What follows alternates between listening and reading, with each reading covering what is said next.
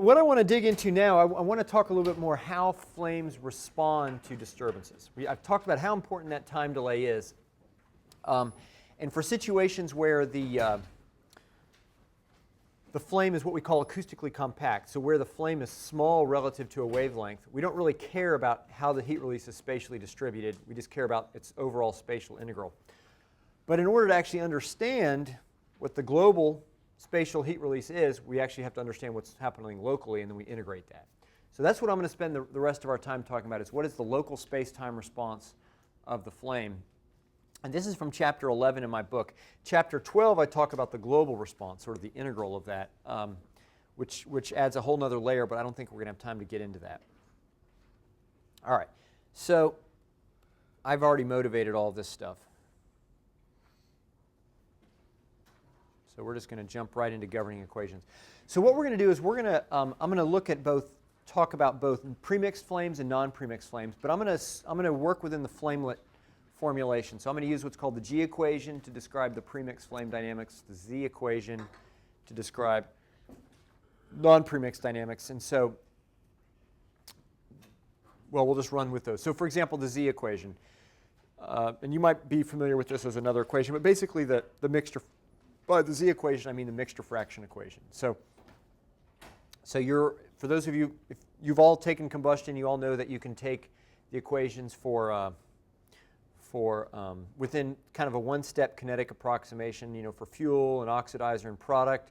If you assume that the Lewis number is 1, and if you assume that the diffusivities of all your species are the same, you can algebraically combine the different species conservation equations to get a sourceless equation for the mixture fraction. Right? And within the flamelet, so that's true in general. There's no assumption of fast chemistry there. But where the fast chemistry approximation shows up is that within the flamelet approximation, all the heat release collapses to a surface at the stoichiometric mixture fraction surface. Right? So Z is my mixture fraction. And so what we're going to assume is that all the action is happening at Z equals Z stoke. Okay? That's what we're going to do to analyze non-premixed flames. We're basically going to take the mixture fraction equation, jump to the next slide, which looks like this. We're going to say, well, what happens if if the flow field is harmonically oscillating? What happens if U is harmonically varying in time? And then I'm going to basically solve for the space-time dynamics of the mixture fraction. And then what I can do is once I have a general equation for the Z field, you can find where Z is equal to Z stoichiometric, and that's your flame sheet.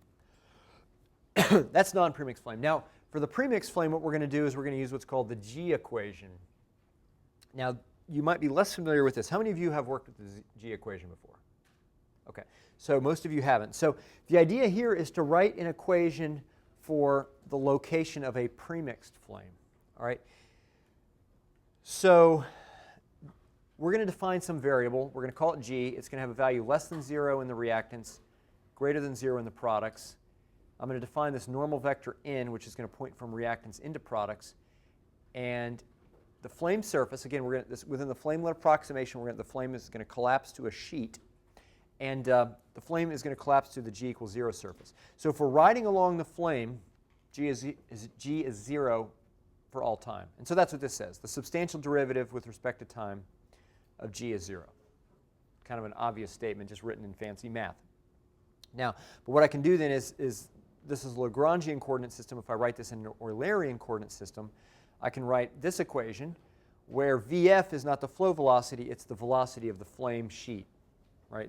We talked about the difference between those yesterday. And then what you can do is you can say, well, I know my velocity of my flame sheet is related to my flow velocity and my displacement speed through this relationship, which we also talked about yesterday. And I can also just use some trigonometric, some vector calculus identities. I know that my normal vector is going to equal the gradient in G normalized by its magnitude. Take these two things, stuff them back into that equation, and you get this expression. And one more time, you end up with this equation, which is an equation for the G field. All right, so it's, again, you have an unsteady convection operator on the left side. The Z equation, you had a diffusion operator on the right side. This equation, you have this kind of funny looking thing. This is a propagation operator. This describes in mathematical terms the propagation of a surface normal to itself, okay, which is something, a feature of premix flames. Premix flames are always moving normal to themselves. They're being convected by the flow, both normal and tangential to themselves, but they're actually propagating normal to themselves, and they're propagating at the displacement speed. Okay, so this is actually turns out this is an implicit equation. You have to solve this thing, you got to solve for the G field everywhere and then extract where G is 0. But it turns out that if we assume that we have a two-dimensional flame, so we're going to just, it turns out you can do this more generally. It turns out that if the flame position is a single-valued function of your coordinate, you can actually write an explicit equation for the flame position. So in other words, let's assume that instantaneously my flame sheet looks like this. Here's my y coordinate, here's my x coordinate. At each y location and at each time, this variable zeta defines the instantaneous location of that sheet. So zeta is a function of y and t. And so if zeta is a single-valued function of y, so in other words, if the flame is not too wrinkled, I mean, now if I start hitting it with a big vortex, it's going to get wrinkled all around.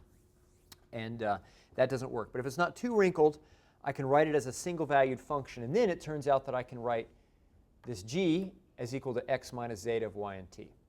All right, and so you can see that at the flame, g is 0 everywhere. So I can take this expression right here, substitute it into this nonlinear partial differential equation, and out pops this equation, which is an explicit equation for the flame position zeta. So this is actually a pretty significant equation because it actually gives you an explicit equation for the space-time dynamics of your reaction sheet as a function of the flow field and as a function of the flame speed. You get this nasty nonlinearity. This is a really nasty one. Square root of 1 plus d zeta by dy squared. This is a geometric nonlinearity, and it reflects this normal propagation. The flame is always propagating normal to itself. And so again, just like I said with the Z equation, what we're going to do is we're going to say, well, what happens to the space-time dynamics of the flame if my velocity field is harmonically oscillating? That's what we're going to look at. So these are my two governing equations. I've written them up here again. The Z equation for non-premixed, the G equation for premixed. So let me just talk about these a little bit. So left side, same convection operator. They just describe that the iso Z surfaces or iso G surfaces are moving with the flow. And the fact that it's u dot grad Z, what that's telling you is that disturbances in the flame, wrinkles can be created on the surface by the component of the velocity that's normal to the flame. Right? Parts that are tangential to the flame might convect it. They don't actually wrinkle it or change the shape. You change the shape, that this dot grad tells you that a velocity disturbance has to be normal to an iso Z surface or normal to the flame to wrinkle it. And then the right side, well, for a non-premixed flame, it's a linear diffusion operator. The right side of the premixed flame, it's a nonlinear, it's a propagation operator. Whoa, not sure what happened there. The other difference is that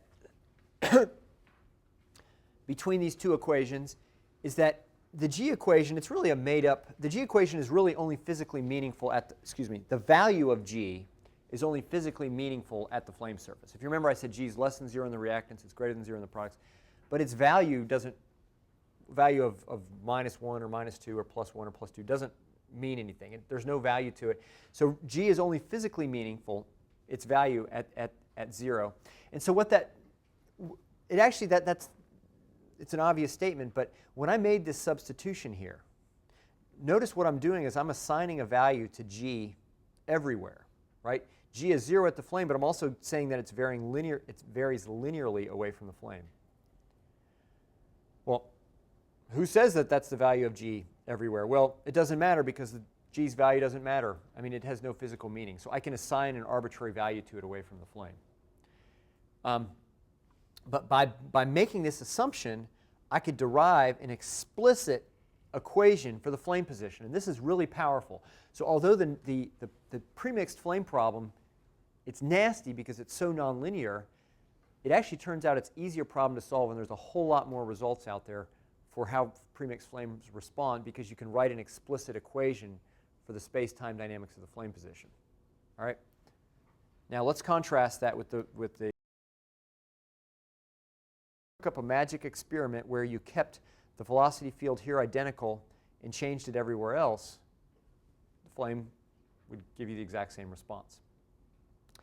In contrast, in a non-premixed flame, it's influenced by flow disturbances everywhere. So again, you do that same magic experiment where you keep the velocity field fixed here and change it everywhere else. That would change the flame position. Because what that would do is it would change the Z field, it would change the gradients, it would change the relative diffusive fluxes into the flame. The flame would move. All right? And this is also a manifestation of the fundamentally different types of partial differential equations they are. If you linearize these two equations, one equation is hyperbolic, the other is parabolic. Excuse me, the other is elliptic. And so different features. And so this just starts to give you a feel for some of the differences and similarities of premixed and non-premixed flame dynamics. All right, so let's dig into premixed flames now.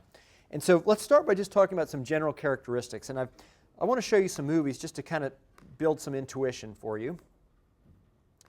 So these are some images. Is anybody here from MIT? No? Okay. All right. These were images taken by a former student of mine who Santosh Shanbhogue, who's a research scientist at MIT now. But what we did is this is a bluff body stabilized flame, and the flow is oscillating up and down. And so you can see that there's these wrinkles that are created on the flame. They're convecting downstream. This is a higher amplitude oscillation.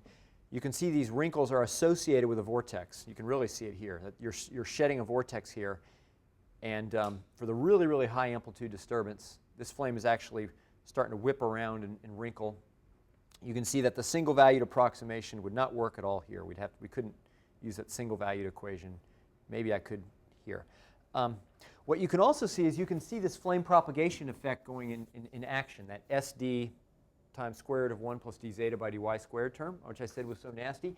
But if you look at it, you can watch these wrinkles. Just think, this flame, these are reactants, these are products. So everywhere this surface, by the way, these are me scattering images. We seeded the reactants with olive oil, shot a laser through it, took a picture. The olive oil gets burned up in the flame, so it's only on the reactant side, not the product. So roughly you're looking at the flame edge. But this flame is propagating normal to itself. And so what that does is flame propagation normal to itself always has the property of smoothing out wrinkles. Norbert Peters in his book calls this kinematic restoration. That there's this kinematic effect that you take a front and you propagate it normal to itself. Just draw it. Take pictures. Take a really wrinkled surface and let it propagate normal to itself using Huygens propagation. And the wrinkles go away, given enough time. They'll smooth themselves out. And so that's what's happening here as you move downstream, is this flame is propagating normal to itself, and those wrinkles are getting smoothed out as we move downstream. This is a little bit more complicated configuration. This is an OH PLIF image of a swirl-stabilized flame. So this is a flame stabilized. I showed you some related data. The whole flow is surging back and forth axially. This is a flame stabilized in the inner and outer shear layer. So first of all, it's pretty clear that the flow is oscillating. Let me come over to here. This edge between the dark blue is basically reactants, and when you start getting into the lighter colors, you're seeing OH. So this line roughly corresponds to the instantaneous flame sheet. Really turbulent flame, so highly wrinkled. But you can see the flame surging out. It's getting longer. Then as you go around, you'll see it getting shorter. In fact, here's the flame here. Here's it here. Right there. This flame is almost flashed back. The amplitude of disturbance is so long. But you can see here this big vortex that gets excited by the acoustic wave. This flow is moving at 50 meters per second, or what is that, 165 feet per second. And that vortex is so strong, this flow comes zipping out of here at 165 feet per second. That vortex is so strong, it takes that flow, those reactants which are moving in one direction, and whips them back. They're going in the other direction. And so you can see this big vortex here. And so it's pretty clear from this picture that the heat release is getting modulated. Okay, so and these are some other images of some different flames, different preheat temperatures and flow velocities, etc. Now, I want to add another layer to this now, and what I want to do is I want to start getting a little bit more quantitative. And so what I've done here is I've drawn a line approximately where the edge of the flame is. These are line of sight luminosity images, so there's not a sharp line, but so bear with me. But just this line is roughly proportional to the edge of the flame. And what I've done in this next slide is I've overlaid a whole bunch of instantaneous images. So that's what they look like. And so something interesting here, it's easiest to see it in this lowest velocity, lowest Reynolds number, least turbulent flow. But this defines a flame brush. How many of you are familiar with the concept of a turbulent flame brush? All right. A turbulent flame brush, basically all you're saying is if you, let's say you take an OH Pliff shot or some sort of planar measurement of a turbulent flame, the flame, let me just draw it here.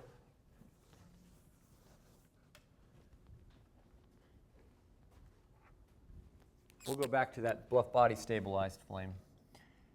You know, one time it might look like this, and then another time it might look like that, and then another time it might, oh, I got to get a little more creative, that, and then another time it'll look like that. And so when it all goes to, if you did this, a couple billion times, what you'd end up with be, this overlay, this kind of this smear that we call the brush, right? Now, what do you know about turbulent flame brushes in flows like this? What happens to them as a function of downstream distance? They grow, right? So if I drew, if I could draw enough, and I was a little bit more creative in my lines, what you would see is that the flame would occupy a growing region downstream. So there's a monotonically growing flame brush thickness as you move downstream in turbulent flames. Turbulent Bunsen flames, doesn't matter. Any type of flow, flame brushes grow with time or with distance. Which is why this is interesting, because look at what's happening to this turbulent flame brush.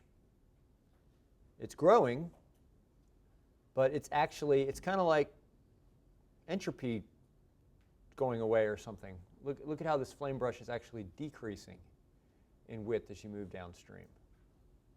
So this is kind of the first hope an alarm bell goes off in your head. Okay, you say there's a big difference here. This harmonically forced flame is doing something fundamentally different than a turbulent flame brush. Turbulent flame brush, that flame brush grows, it's like a turbulent diffusion process or a random walk process where the mean squared value grows with distance or time. This thing, it's actually growing and then it's decreasing. Okay, so let's be a little bit more quantitative yet.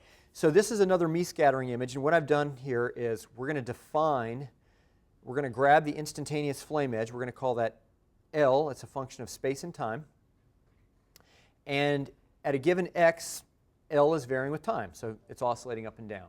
All right, and again, this is a harmonically, we're exciting this thing with a sound wave bouncing around.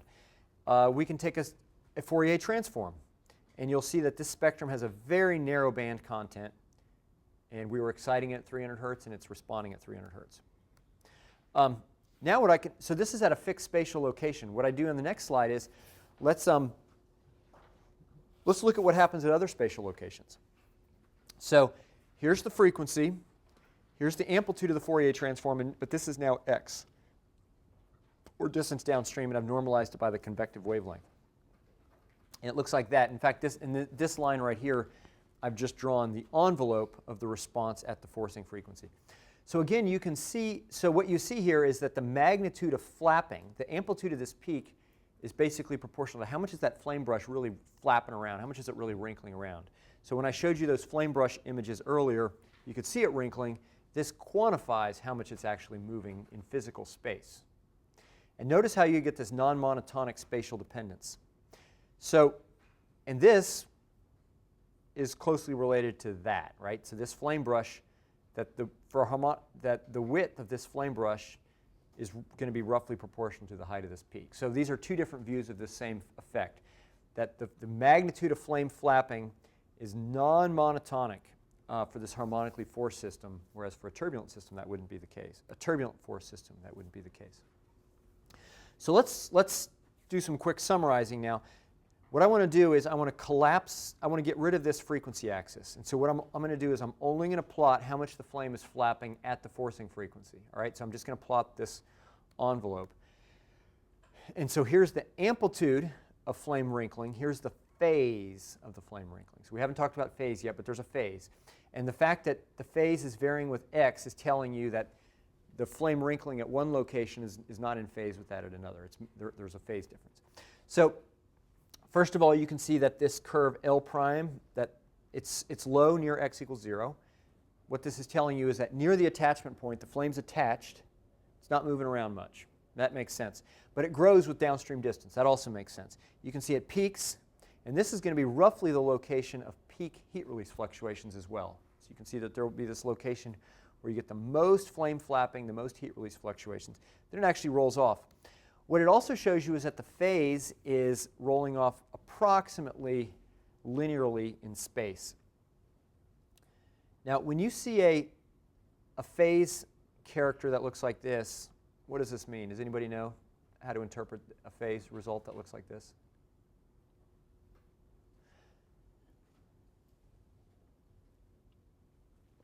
Whenever you see a phase varying in a straight line with distance, that means that you have a disturbance that's moving at constant velocity.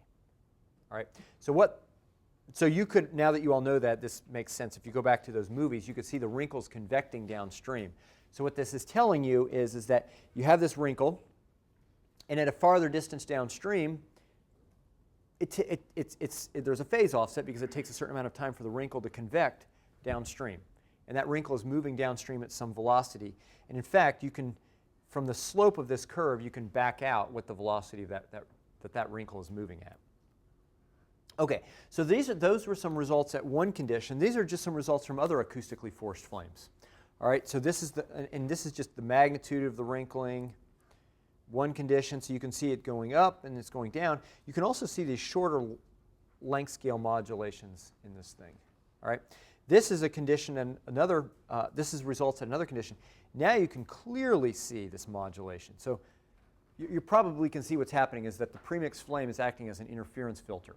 Just like a narrowband light source, you get diffraction patterns and things like that. As soon as you have a coherent disturbance, rather than things never adding up and canceling, as soon as you have coherent disturbances in space and time, there's going to be spots where they add up in phase, and there's going to be spots where they add up out of phase. And so you can see that this flame is getting knocked around, but at some locations it's not moving at all. It's just sitting still without oscillating. Other locations it's moving around quite a bit. Okay, so those are what premixed flames do when you excite them. Now I want to talk about why they're doing what they're doing. And I want to walk through these four processes to analyze it. And I'm going to go back and forth between data and this G equation, which I showed you earlier. And by the way, I think I did before I wrote the G equation as a function as zeta. Here it's L. It's the same equation. I just didn't change my notes. But L here denotes the flame position. So here's a space-time. This equation describes the space-time dynamics of L. So now I'm going to ask you all, but you all have the answer. So don't look at your notes. Everybody look up at me. This is a problem which is a good intuition stretcher. You all know that premixed flames spread at some spreading angle which is proportional to the flame speed and the flow velocity, right?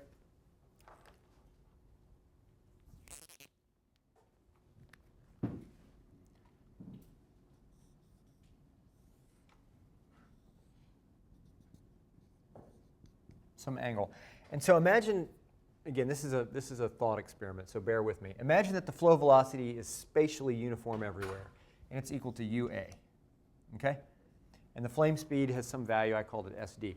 Now imagine that at time t equals 0, I everywhere make the velocity some new value UB, okay? So it's not that it's convecting the velocity change, it's everywhere UA, and then all of a sudden, bam, I drop on at a velocity UB. So I'm basically looking at the impulse response of a premixed flame. So we know that, and let's say that UB is greater than UA. Excuse me, UB is less than UA. So we know that the steady state flame position would look something like that for configuration B. The steady state flame configuration looks like that for configuration A. And so the question I'm going to ask you is, how does the flame go from A to B? What does it look like in time? going to start like that. Given enough time, it's going to look like that. What happens in the middle? So how many of you think that it's going to, the whole flame is just going to swing outward? Swing outward. That's what I thought too, but it's not what it does. Let's look at the movie. That's what it does. So this is the impulse response to the flame. You can see slope 1, slope 2, but you can see that there's this change in position. It basically convects downstream. So the flame actually has both slopes for a certain amount of time. And so these just show you different time instances. And so basically what you get is in essence, it's entirely analogous to a shock wave. You get this discontinuity in slope, and that which is moving downstream at some speed, which I've called C shock. And so the way the flame relaxes is there's this wave that initiates at the attachment point and moves downstream at this velocity C shock, which is related to the flow velocity. I'll talk about what this shock velocity is in a minute. Well, that's the transient response problem. You can also look at the same type of problem if you do it in the for a harmonically forced problem. This is actually a nice little experiment done in 1961 where they took a flame holder and they just oscillated it harmonically. And it created these wrinkles, and these wrinkles are just convecting downstream. And so the velocity with which that wrinkle is moving downstream in the flame, we can understand it by doing a little vector superposition. The flow is trying to convect the flame. Here I've just assumed I have a 1D flow. So the flow is trying to take the flame and go like that with it. The flame is propagating normal to itself at a speed of SL. And so you take the vector superposition of SL in the direction normal to the flame with U in whatever direction the flow is. You take the vector superposition along the front, and the wrinkle on the flame moves at this speed, UT. Okay? Now, since most of my data I'm showing not as a function of a arc length along the flame, I'm showing as a function of x. If I take UT and I say what's its component in the x direction, that's the speed of UCF. UCF is not the same as U naught. This is the speed with which the flame wrinkle's moving. All right? And it's just the x component of the vector superposition of the velocity vector and the flame speed normal to itself. So what I'm showing you here on this slide is this is actual data. And what I'm showing you here is that the flow speed, the wrinkle speed, and the disturbance convection speed are all different numbers. All right? So this is the flow velocity. It's 1. We could actually go in and measure from the slope of that phase line how fast the wrinkle in the flame is moving. That's this line. Those flames are being disturbed by a vortex. So from PIV, I could determine how fast that vortex is moving, which is this line. And so I have these different disturbances which are moving along the flame, and they're moving at different velocities. Now, okay, so that's point 1. Now, if I come back to this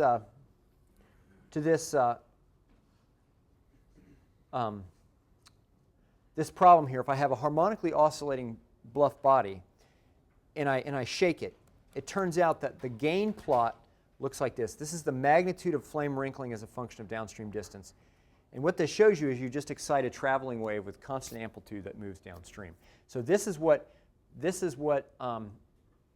if I take a flame holder and I shake it with small amplitude so I can linearize my equations, and I assume my burning velocity is constant, then this is what I get from my gain. And just to remember, real flames don't look like that. Real flames, gain curves look like this. So this tells you that there's a little bit more to it than just wrinkles created at the flame attachment point, which are convecting downstream. The phase does roll off linearly, which looks like the data. You get this. Okay, so now that I've talked a little bit about there's this relaxation process. Whenever you create a wrinkle on a flame, it convects down the flame at the speed of UCF. All right? So that's one piece of physics I want to emphasize for you for premixed flames. Now I want to talk about how do wrinkles actually get excited in the first place. And in order to do that, I want to take this G equation and I'm going to linearize it. All right? And I've been whining about how it's such a nasty nonlinear equation, and so I'm just going to linearize it to make my life simple. But actually, I can get some interesting physics. So I'm going to linearize it. And once you linearize it, you can get an exact solution for the space-time dynamics of the flame position. Turns out that rather than solving for the flame position L prime, I'm going to solve for its slope. It's just a little easier to see some physics. But this is what the solution looks like of the G equation for an arbitrary velocity disturbance field U. Okay? So I've assumed an anchored flame. It's a linearized solution. So first of all, you can see this T minus X prime over UT. You see T minus X over UT. This is a delay term. This is that wrinkle convection. It's showing you wrinkles convecting along the flame. And they're moving at this speed of UT. This UN prime is the velocity fluctuation normal to the flame. This is what's giving you wrinkles in the first place. And what you get for the flame position is two terms. This is a convolution integral, which is a function of what it says is that the flame wrinkle at a given location x is a function of everything that happens from 0 to x. So the flame is non-local. We'll talk about that in a minute. You want to know what the flame is doing here? It's a convolution of everything upstream as well. This term right here is only a function of what happens at x equals 0 at the attachment point.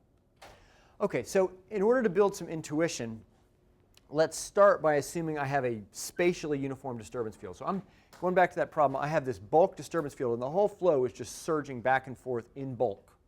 All right? It's hard to do this in an experiment, but I can do this in math. The whole thing's just moving back and forth in bulk. And so what that means is there's no spatial variation of the velocity. This whole term goes away, and all I get is this term right here. And so what this is describing here is it says the wrinkle on the flame, the left-hand side, it's equal to the velocity fluctuation at x equals 0 at the attachment point. So when you have an oscillating flow velocity, what that does is it causes the angle of the flame at the attachment point to oscillate, and then that angle just convects, then the flame just, that wrinkle just convects downstream, as is shown here. So in other words, I have the instantaneous angle of the flame with respect to the flow, theta, which is a function of time, is going to be, you know, the cosine, the inverse cosine of the flame speed and the velocity. If the velocity is oscillating, the flame angle is oscillating, and then this, whatever that instantaneous flame angle is, just convects downstream at a speed of ut. So you can actually see this. I don't know how this shows up in the back, but this is a Bunsen flame. These are a whole bunch of little pilot flames. The flow's surging up and down. You can watch the flame angle changing, and then if you can apply a Lagrangian, if you can watch those wrinkles in a Lagrangian framework, what's happening basically, that wrinkle just moves downstream at a constant angle. So whatever its angle is here, it then moves downstream. The flow is causing a modulation of angle here, and then it's just getting washed downstream with that convection term. So what this shows is, this is an interesting result. It says that if in problems where the excitation velocity is spatially uniform, the flame response is exclusively controlled by what happens at the flame attachment point. And so you might say, wow, Tim, there's a whole lot of interesting physics. Where does it show up? Things like kinetics and diffusion and heat losses to burners. That all shows up in what I'm calling the flame anchoring boundary condition. This exact solution, I assume that the flame was exactly anchored at the attachment point and it didn't move. In reality, the flame will bounce around a little bit due to these effects. And that's where they show up. So that flame attachment completely controls the response of flames to bulk disturbances. All right, so let me jump over this stuff. Okay, now I want to talk about what happens when I have a spatially varying disturbance field. Now this is what's physically interesting because in reality, what's exciting the flame is a convecting vortex. In the convecting vortex, the disturbance velocity varies spatially. So now I have this term here. And what this is showing you here is that this is a convolution integral. So let's just talk about what this says.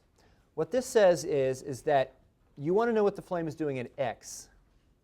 Well, that is a function of what the velocity did at x equals 0 with the time delay t minus x over ut. It's a function of what the velocity field did at x equals x1 with a time delay t minus x1 over ut. And what you end up with then is what this is telling you is that when you excite, let me just go over here and draw a picture.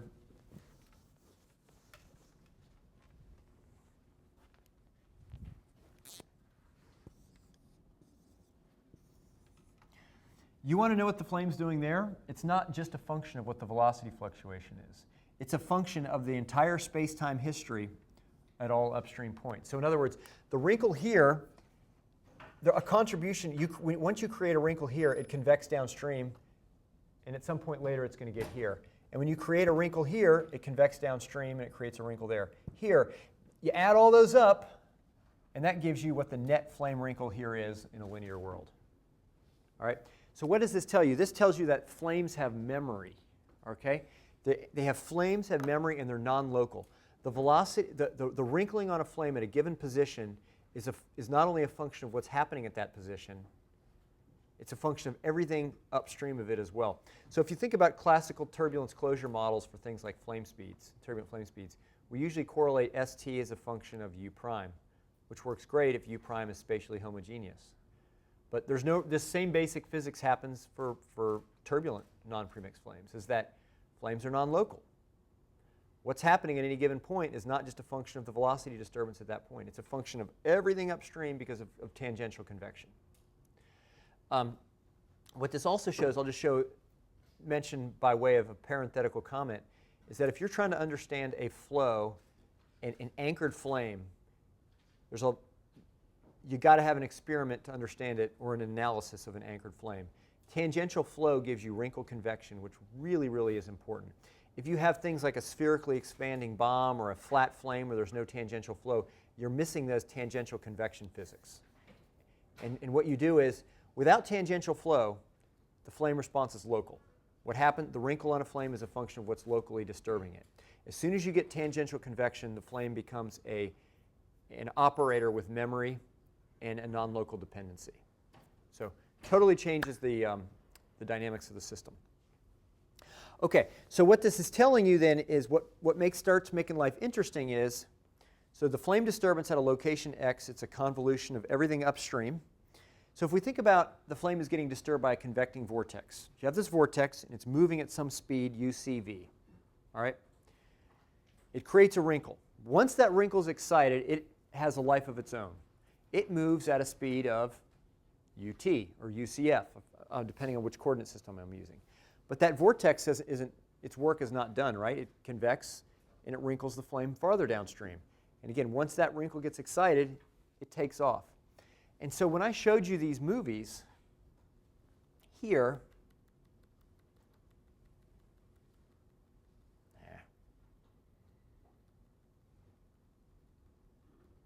come on. You could think, wow, this is a nice convenient FlowViz tool of what the vortex is doing. But in reality, it's a little more complicated because the flame has memory. So that wrinkle, what you're seeing here, yeah, it is influenced by what the local vorticity is doing, but it's also a function of everything upstream.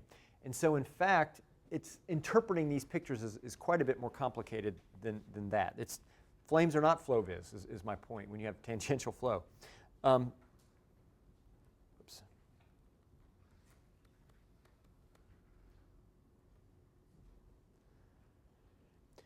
So what this does now is you have a wrinkle excitation source moving at one velocity, a response moving at another velocity. So what you can imagine is happening is you're going to be having these two disturbances moving along the flame at different velocities. And we did that model problem where we looked at an acoustic and a vortical disturbance, and we talked about interference. In the same way, you would expect that those wrinkles are going to be moving in and out of phase with each other, and you're going to get interference patterns.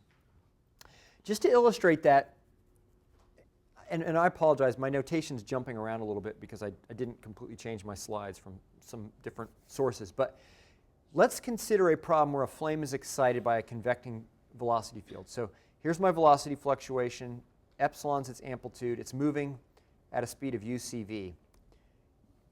Run this thing through the G equation, solve the flame position, and out pops this solution for the flame wrinkling. Okay? And it has two terms. This right here is the particular solution. And you can see this basically describes a wave convecting along the flame at a speed of uCv. This is the homogeneous solution. This describes a wave convecting along the flame at that speed ut. And so I'll just tell you, if you plot this thing up, and you look at the magnitude of flame wrinkling, this is what you get. Magnitude of flame wrinkling is a function of downstream distance. Notice you get an interference pattern. So no wrinkling here, although you got this big vortex moving downstream, but no wrinkling here. Lots of wrinkling there. And so what this also does is you get a new length scale. This harmonically forced premixed flames have a new length scale that shows up. It's given by this ratio. And it's basically a function of the difference in UCV and UCF, or the difference in between the wrinkle convection speed on a front and the vortex convection speed. If those two are the same, if the vortex is moving at exactly the same speed, you don't get interference because everything's moving together. As soon as they move out of phase with each other, you get interference. So the more different they are, the shorter the wavelength of disturbance, the quicker they move in and out of phase with each other. So you get this lambda interference. So these are interference patterns. This is data. Actually, I showed you both of these data sets before where we were looking at the magnitude of flame wrinkling as a function of downstream distance. And you can clearly see these interference patterns. Here you can actually see multiple patterns. Here you see one interference pattern.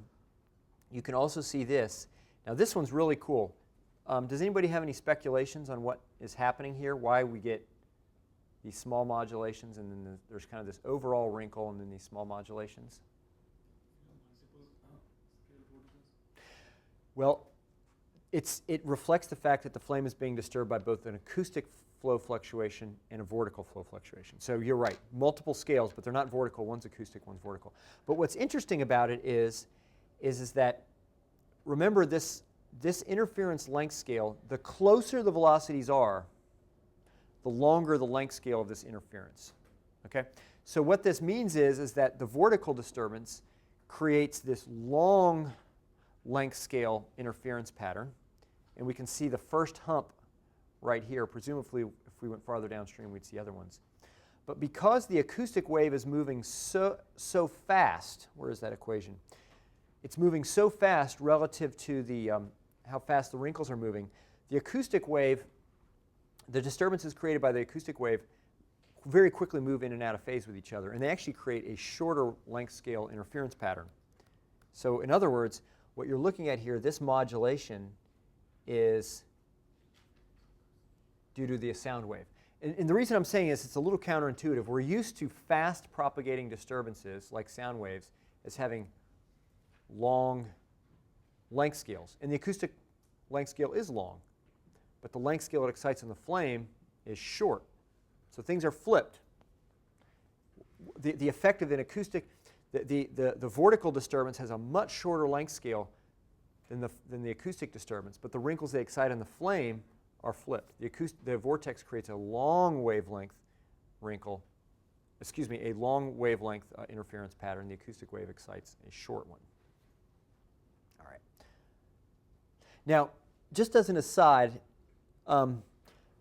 coming back to the turbulent problem, it's this space-time coherence of disturbances which is key to these interference patterns. So this is now, in order to compare a harmonically excited flame and a randomly excited flame, here I'm plotting the RMS of the flame wrinkling.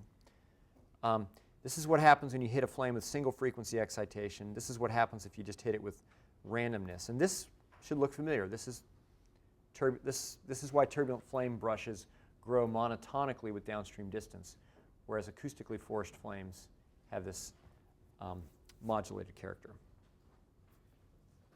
Okay. Last thing I'm going to talk about here, and we're not going to have time to get through everything, is flame wrinkle destruction processes. So I've talked about premixed flames, how wrinkles convect along flames. And so I just want to come back and I want to emphasize tangential. If your problem has tangential flow, your analysis or your experiment has got to have tangential flow. Spherically expanding bombs are great for maybe an IC engine or something like that.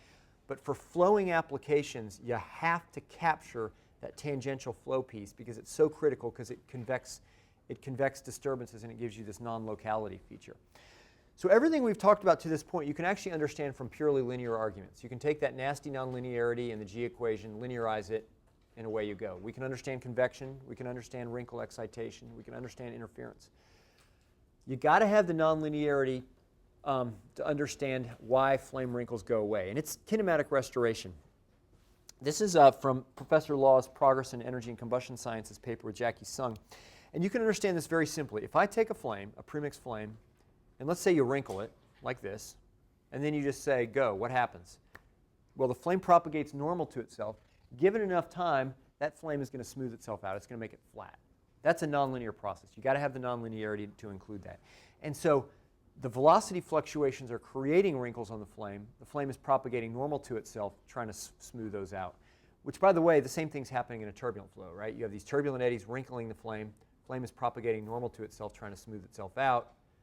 Which one wins? Depends on U prime on SL, right? U prime on SL is such an important parameter for turbulent combustion because the top, the U prime decides creation of wrinkles. The SL describes destruction of wrinkles. If U prime and SL is small, then flame propagation wins, kinematic restoration, and the flame is very, very weakly wrinkled. And so you could actually see this video that I showed you earlier from Professor Kandel at École Centrale. You can see kinematic restoration. So the flow is being modulated harmonically. You have roughly a harmonic wrinkle, but as you move downstream, let's just watch this wrinkle here. Right here, you can see this cusp formation. You can see the flame propagating normal to itself. And so in pretty much any shear flow, the way this manifests itself is in vortex rollup. Usually what happens is sound waves excite hydrodynamic instabilities of the flow. You get these big vortices. And so imagine I had a material line, and suppose that material line looked like this. Now, do Huygens propagation, right? If this is reactance inside, let this flame be propagating normal to itself. Some later time it's going to look like that. So usually what we see are that once you really start seeing roll-up of flames by vortices, that nonlinearity really quickly takes over and it really quickly smooths the flame wrinkles out. And you could see that from this video that I showed you earlier, where you see the flame getting rolled up by the vortices, but then getting smoothed as you move downstream. And just to emphasize again, this process is nonlinear. It's amplitude dependent, strongly nonlinear. And so what this shows you is coming back to this question that I discussed earlier this afternoon, which was, what is the gain phase response of a flame to harmonic disturbances? This tells you the flame is quite nonlinear. In fact, a flame is not a linear system. It's very, very nonlinear, just purely due to this. Even a flame, neglecting all the internal chemistry nonlinearities, just purely the fact that premixed flames propagate normal to themselves gives you a really, really strong nonlinearity, and it gives you a saturating nonlinearity. Okay, I think it's 5 o'clock, so I'm going to leave you now. Having just scratched the surface of lots of very, very interesting problems of how flames respond to harmonic disturbances. I'm just running through these to see if there was anything else I wanted to talk about.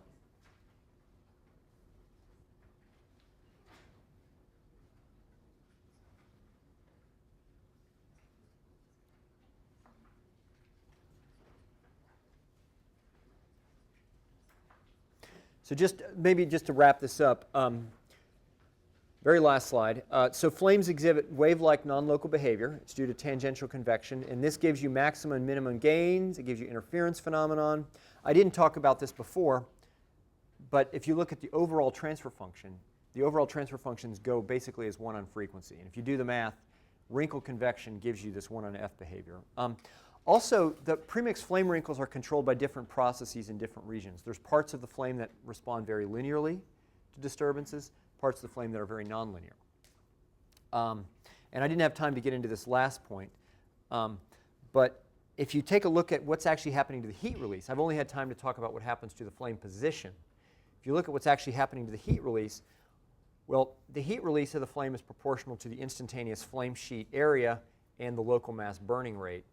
And so both of those matter, and the relative roles between premixed and non-premixed flames is actually quite different. So premixed and non-premixed flames have some similarities in how they respond to harmonic disturbances, but they also have some very stark differences as well. So that's all I had. Does anyone have any questions? All right. Enjoy your weekend.